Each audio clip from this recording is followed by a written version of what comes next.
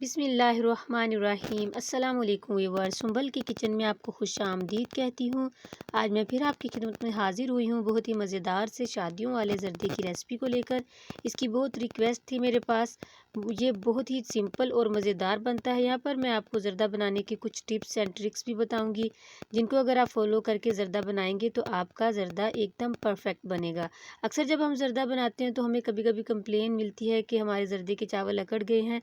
यहाँ पर जब आप इस रेसिपी को फॉलो करके बनाएंगे तो आपकी ये कंप्लेन भी दूर हो जाएगी। तो चलिए ज़र्दा बनाना शुरू करते हैं। बिस्मिल्लाहिर्रहमानिर्रहीम। तो यहाँ सबसे पहले मैंने आपको दिखा दिया कि मैंने चावल कितने लिए। यहाँ पे एक ये मग है जिससे मैंने मेजर किया है। तो ये एक मग मैंने चावल का ले लिया है, आप देख सकते हैं।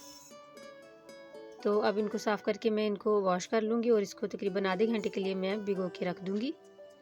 तो साथ ही में यहाँ पे मैंने ले लिया है उसी मग में चीनी को ले लिया। आप देख सकते हैं कि चीनी इसमें से एक हिस्सा कम है। तो वैसे तो आमतौर पर बराबर जाती है, लेकिन बराबर बहुत ज़्यादा मीठा हो जाता है। तो एक हिस्सा कम लें तो परफेक्ट मीठा होता है। लेकिन अगर आप इससे भी ज़्यादा खाना पसंद करते हैं तो पूरी पूरी ले सकते हैं। एक मग चावल और एक मग चीनी भी ले सकते हैं। तो यहाँ पे भिगो दिया मैंने इनको और तकरीबन आधा घंटा इनको हो गया हुआ है। तो एक पतीले में मैंने पानी ले लिया तकरीबन 2 से 2.5 किलो। तो वो थोड़ा सा गर्म भी हो चुका है। अब तो इसमें मैं डालूँगी 4 अदद इलायची, जिनको मैंने खोल लिया, और 3 लौंग है मेरे पास, ये भी डाल दूँगी इसमें। अच्छा, अगर आप शादियों वाले ज़र्दे की तरह का जायका नहीं लेना चाहते तो आप बेशक लौंग को स्किप भी कर सकते हैं।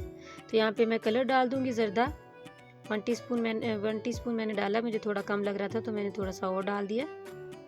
तो यहाँ पे अब इसको थोड़ा सा और पकने देंगे और उसके बाद अब मैं इसमें डाल दूँगी चावल। और आमतौर पर यह है कि चावल की अगर बात करें तो ये ज़र्दा चावल जो है शादियों पे सेला चावल इसमें यूज़ किया जाता है। मेरे पास ये सेला नहीं था, सेला चावल नहीं थे, ये दूसरे चावल थे।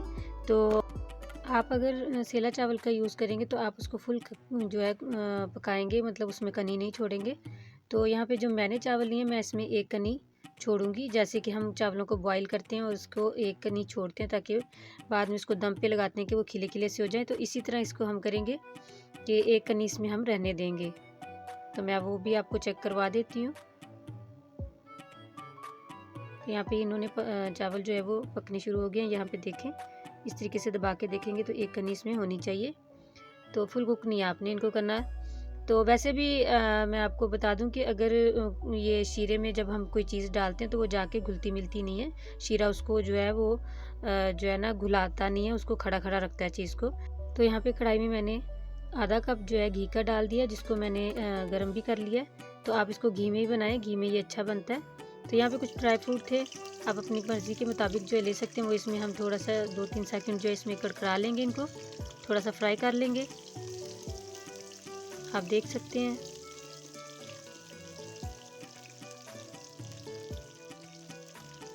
तो ये बात आपने याद रखनी है, अगर आप सेला चावल यूज़ कर रहे हैं तो आपने उनको फुल कुक करना है।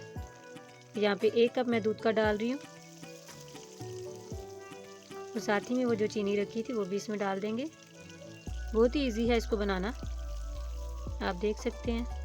और इसको चीनी को हमने मिक्स कर देना है और उतना ही पकाना है कि बस चीनी जो है वो पिघल जाए इसमें ना।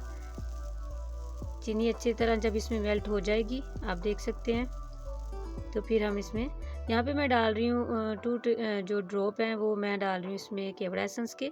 ये भी ऑप्शनल है, अगर आपको इसका फ्लेवर पसंद है तो आप डालें, नहीं तो ये भी स्किप कर दें। लेकिन शादियों वाले चावल में ये लौंग और बादियान का फूल और ये केवड़ा एसेंस जो है वो लाजमी डालते हैं। आप अगर इस तरह बनाएंगे तो आप जब उस घर में खुशबू इसकी चावलों की आएगी तो आप इमेजिन कर सकेंगे कि ये बिल्कुल चावल जो है शादियों की तरह के बने हैं।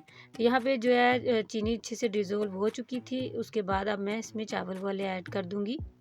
जैसे चीनी आपको लगे कि डिज़ोल्व हो गई है, अच्छे से मेल्ट हो गई है, तो आप इसको चावलों को ऐड कर दें और इनको मिक्स कर लें हल्के हाथों से। और आप देख सकते हैं कि अभी लिक्विड ही काफ़ी है। तो हमने क्या करना है, इसी तरीके इसको इस टाइम पे जब आपने चावल ऐड करने तो आपने फ्लेम को हाई कर देना है और हाई फ्लेम पर आपने जो ये इसका लिक्विड है इसको आपने ड्राई करना है। ड्राई इतना करना है कि बस थोड़ा सा जो है ना लिक्विड रहे, हल्का हल्का बिल्कुल। तो उसके बाद आप इसको दम पर लगा दें, बिल्कुल ही आपने इसको खुश्क नहीं करना। तो यहाँ पे मैंने इसको 15 मिनट का दम दिया था। तो ये आप देख सकते हैं कहाँ कितने खिले खिले से हमारे जो चावल हैं, ज़र्दा हमारा रेडी हो चुका है। तब इसको हम डिश आउट कर लेते हैं।